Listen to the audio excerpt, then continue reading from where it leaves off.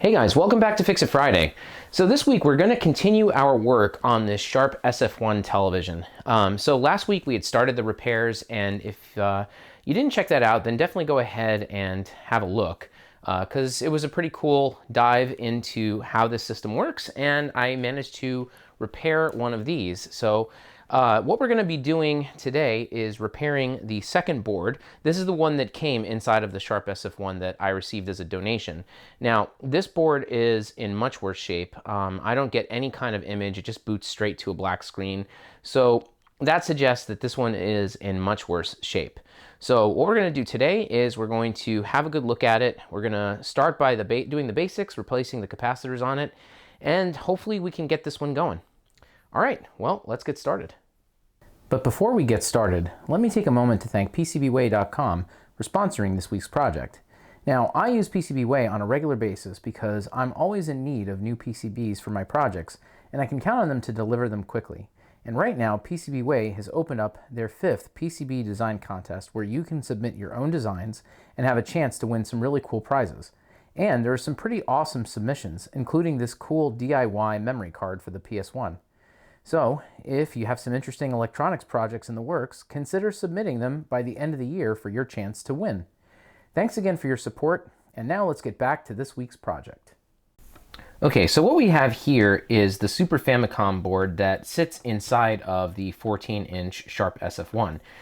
So, as you can see, just by looking at it here, it is very similar to a standard Super Nintendo or Super Famicom. It has all of the exact same chips. It's got a CPU, PPU1, PPU2, it's got video RAM, it's got the audio chips and the RAM for the audio. So basically all the essentials of what's on a Super Famicom. You've got a multi-out port, so you can actually send the video to a secondary display. This is the expansion port, which normally sits on the underside of the Super Famicom. So in principle, you could connect this up to something like, say, a broadcast Satellaview.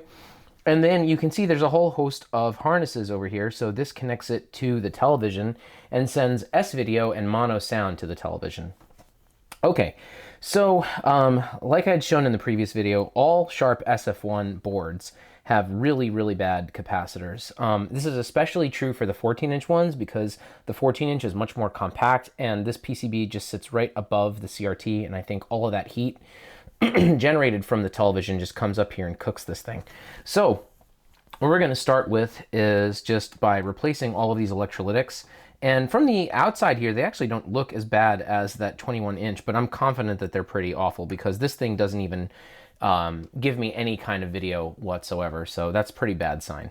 All right, so let's go ahead and get these caps out of here and see what happens.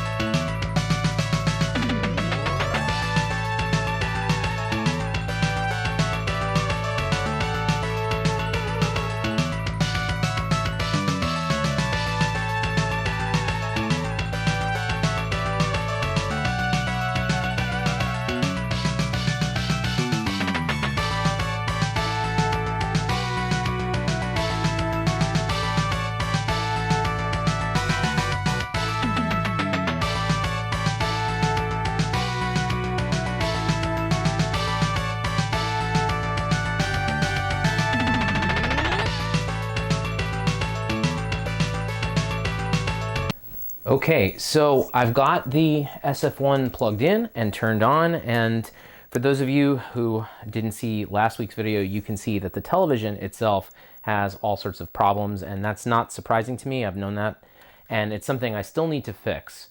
But let's go ahead and put a controller in the controller port, and let's turn this thing on and see if we get any video. Okay, wow. Okay, so we are getting video and it looks just really bad. First, let's take a look at the SF-1. And yeah, you can see that it's a completely jumbled mess. And of course, it doesn't help that the SF-1 itself has big problems on the CRT. But over here, we're using the multi-out port and we can see that we now have composite video restored, and well, I mean, it's actually turning on. This is better than I expected. I kind of thought that even with new caps, I would just get a black screen. So this isn't that terrible. So even though this is a jumbled mess, I do have the burn-in as part of my recently played. So I think if I just pick, oh, no, that's not it. Maybe this is it. Oh, navigating this is not a joy. There we go. Okay, so it looks like now we're in the Super Nintendo burn-in test cartridge. So this is a diagnostic cartridge that was used by Nintendo of America and thankfully was dumped. And it's extremely valuable for diagnosing faults on Super Nintendos or Super Famicoms. So I'm gonna go ahead, and this final option here, this is the burn-in test. So I'm gonna run it and let's see what it does.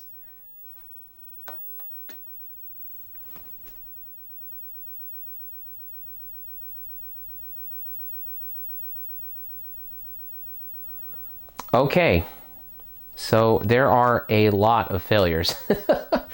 All right, so I know that this one is video RAM, and it's actually telling me the low RAM is failed, not the high RAM. So that's interesting. And then there's a whole slew of failures towards the end there, the EXT latch, the HV timer, a couple of those. And my experience with previous repairs of Super Nintendos, I'm pretty sure that's going to mean that PPU2 is bad. We could have a bad CPU though as well. I'm not entirely sure. But for now, I'm going to go with probably bad video RAM and probably also a bad PPU2. All right, so that gives us at least something to go on. This is, again, better than I thought. I really thought that replacing the caps might not do anything. I thought it might just still be a black screen, because if you have a bad CPU, you just get a black screen. But this tells me that maybe the CPU is marginal, or maybe it's fine, and that we definitely have bad video RAM and probably a bad PPU too. So let's go ahead and get the SF-1 board back on the bench and have a look at the chips and see what we can do from there. Okay, so here we are back with the SF-1 board, and so I wanted to just show you where these chips are that were indicated as faulty on the test cartridge. So here's your PPU2, and if you recall from the last video, this chip was also bad on our previous SF-1 that we repaired. And you can see that there is a lot of electrolyte right over here. All of these pins look very dull and worn out. So it's entirely possible that this chip also got bad as a result of capacitor leakage from these two 220 microfarad capacitors. This chip right here and this chip right here are the video RAM. So looking at them right away, you can see there's a clear difference between the two. So this one still has its markings indicating what kind of chip it is. This one has had them totally rubbed off, and my assumption is that the electrolyte did this, and it's literally at ground zero. It's right next to these two caps. So in all likelihood, I wouldn't be surprised if this chip got totally ruined by the electrolyte as well. I don't know which one is low and high, so of course if replacing this one doesn't work, then I'll go for this one. But just by looking at them, these two clearly don't look so great. Just you know, looking at the pads and looking at the chips themselves. So so what we're gonna do is we're gonna replace these using Chip Quick, which is a low temperature solder that I can use to very easily remove surface mount components. So I'm gonna add some special flux that comes with that Chip Quick, coat all of these legs with Chip Quick, and then heat it up. And then once that's done, it'll melt, and it'll be really easy to just pick this thing up and remove it without too much difficulty. I just have to be careful because I don't know if the electrolyte has damaged these pads, and hopefully it hasn't. I'm going to do the exact same thing here with the PPU2, and then I have replacement chips from a donor Super Nintendo board, and we'll see if that does the trick in getting this thing working again. Okay, well, let's get to it then.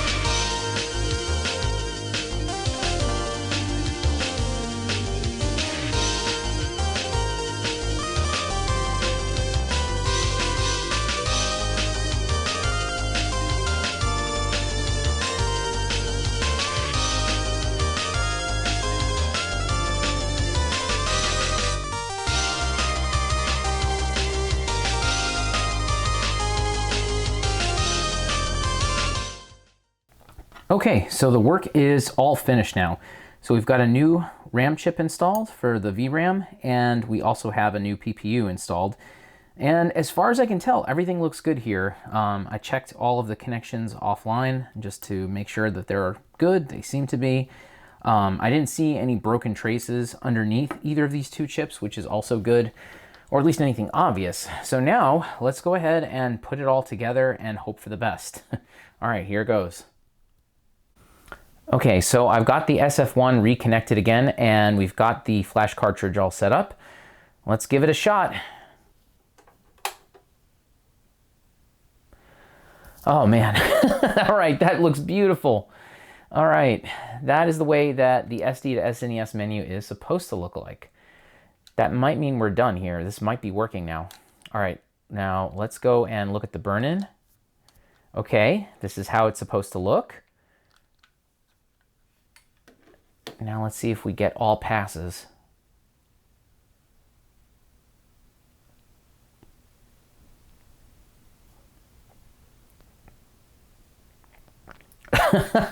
All right, that did it. Oh, that is beautiful. Okay, so now it's going to go through its process of showing all the different modes from mode 0 to mode 7. I expect all of this to work, and I'll also test it, you know, off camera with a couple of games just to confirm that it's totally fine. But yeah, this is looking like a working Sharp SF-1. This is beautiful. So yeah, this one was definitely harder than the other one. It had 2 chips that had failed and a whole bunch of caps, but thankfully the board itself was sound. So yeah, I'm gonna go ahead and reinstall this board into the SF-1, and now the last thing to do is just repair the CRT itself, and that's going to be quite a challenge for me. It's not something I'm that familiar with, so I'll be working on it with some friends, and I'll be sure to post an update once I get the actual CRT working.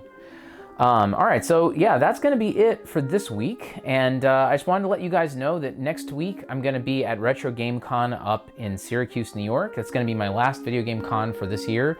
So if you live in the area and you'd like to meet, feel free to stop on by. I'll be there, and it should be fun. And also, as always, if you guys have consoles you want repaired or modified, you can always hit me up directly at oneuprestorations.com, and hopefully I can help you out. All right, thanks again for watching, guys, and I'll see you next time. Bye.